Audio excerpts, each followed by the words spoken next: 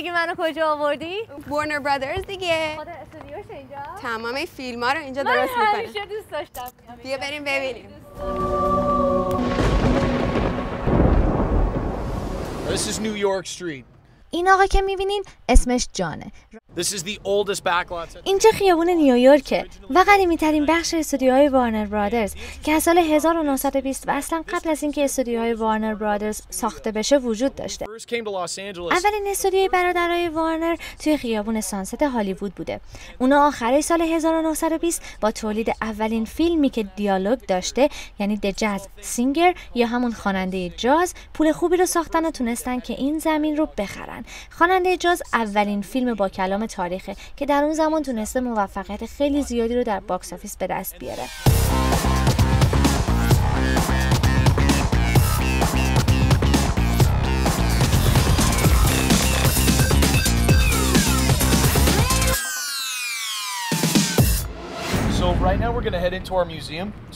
جان کلی برامون از موزه بتمن و تولد 75 سالگی بتمن تعریف کرد.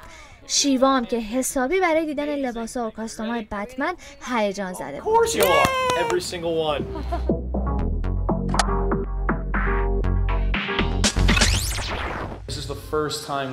هرچی که مربوط به بتمن و فیلماش بود و میتونستی توی این موزه پیدا کنی. از ماسکای بتمن شروع کردیم که از سال 1989 توی فیلماش دیدیم و به مرور زمان تغییر کرد. اولین فیلم بتمن سال 1989 ساخته شد که کارگردانش تیم برتون بوده و نقش بتمن رو هم مایکل کیتون بازی کرده. کمپانی وارنرز توی دهه 80 کمپانی DC کومیکس رو میخره و از اونجاست که بتمن از روی داستانهای DC کومیکس ساخته میشه. رفتیم سراغ با ارزش‌ترین اثر موزه، یعنی اولین کمیک استریپ اورجینال بتمن که از نقاشی‌های باب کین بوده. ارزشش الان حدود 4 میلیون دلاره و جالبه که بدونین وقتی این کمیک بیرون اومده فقط 10 سنت قیمتش بوده. خیلی هستن که واقعا طرفدار فیلم‌ها رو می‌بینن، کلکسیون دارن. خیلی براشون جالبه که بیان و ببینن کجا واقعا این فیلم‌ها ساخته شده و استودیوها چه جوری هسته. Start with the one that you see right here. و اینم اولین ماشین بتمن که ازش فقط 3 تا برای اولین فیلم بتمن ساخته شده. Michael Keaton. They made 3 of them for the movie. This is the first one that they made.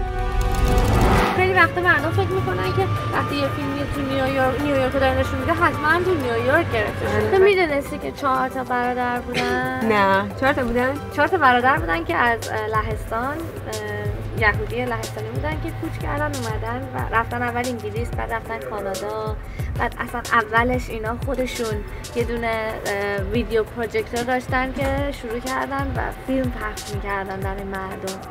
چه جالب. تو چادر. آره. بعد استودیو زدن، بعد خودشون شروع کردن فیلم ساختن و تبدیل شدن کم کم به بزرگترین کمپانی دنیا.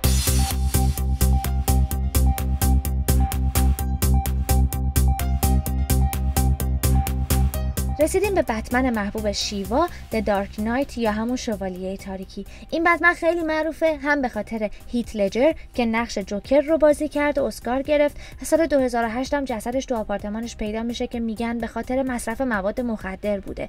همین باعث میشه که مردم راجع به شوالیه تاریکی و جوکر همه جا حرف بزنن.